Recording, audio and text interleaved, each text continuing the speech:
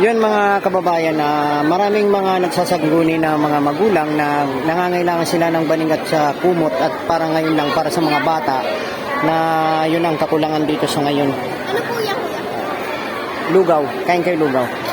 Ayun na para kahit pa paano ay maibsan ng kanilang ginaw sa mga kababayan natin dito na mga nasalanta ng baha.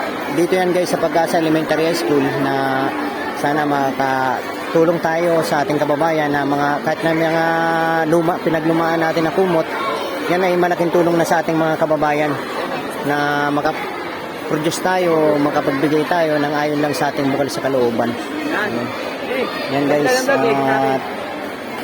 ito na nga guys at nag-donate na kami ng mga damit ng mga bata. Interview mo siya sa interview mo. Ang mga base sa nagtanong sa iyo, ano ba talaga napakakailangan nila dito? Ang pinakakailangan po ng mga kababayan natin ay banig at saka kumot po ang kailangan po nila. So nangangailangan sila ng banig at saka kumot kasi pag matulog sila sa gabi, kailangan daw nila talaga yun kasi malamig sa area na to. Kailangan nila ng kumot at saka banig. Baka meron po kayo dyan, mga pinaglumaan na kumot, at mga banig na pwede po magamit po. Baka pwede po i-donate nyo na lang po. Kaya itapon nyo po sa iba. Dito po sa lugar ng Sa lugar po dito ng Pag-asa School, elementary School, dito sa may Pag-asa, sabi Barangay 176 po. Nangangailangan po ang mga kababayan natin dito ng banig at saka kumot.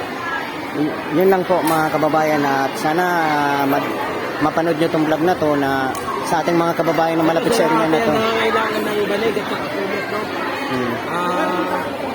So nananawagan po kami sa ibang mga kasamahan namin, sa mga ibang pulis na po namin dyan. Kung sino po ang may bakanting kumot, tsaka banig, bigyan na lang po natin ang ating mga kababayan dito na ano sa Bagyo, kasi kawawa naman po sila. Dito lang po yan sa Pag-asa Elementary School, sa may Barangay 176.